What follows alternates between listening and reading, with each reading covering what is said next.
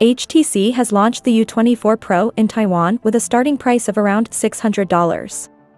The smartphone offers key features, such as a 120Hz OLED display, a Snapdragon 7 series chipset, 50-megapixel triple rear cameras, wireless charging support, and more.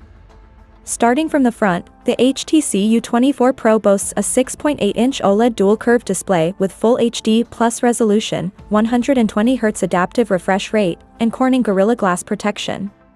It also includes a front-facing LED dual-color notification light. For photography, the device features a 50-megapixel front camera. On the back, it has a 50-megapixel main sensor with OIS support, an 8-megapixel ultra-wide lens, and a 50-megapixel telephoto portrait lens with 2x optical zoom.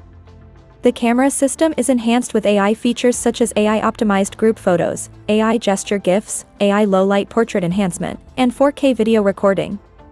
The HTC U24 Pro features the Snapdragon 7 Gen 3 chipset, 12GB of LPDDR5 RAM, and 256GB or 512GB of UFS 3.1 storage.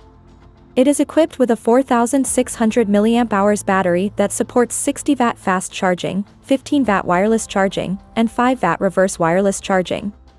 The device comes pre-installed with Android 14.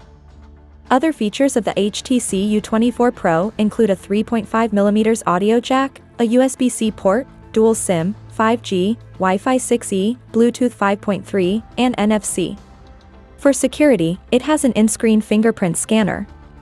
The U24 Pro measures 8.98mm in thickness and weighs 199 grams. The HTC U24 Pro has arrived in two options in Taiwan. The 12GB plus 256GB base model costs $600, and the higher 12GB plus 512GB edition is priced at $650. It is available in two color options, space blue and twilight white. The release of the U24 Pro in markets outside of China remains uncertain.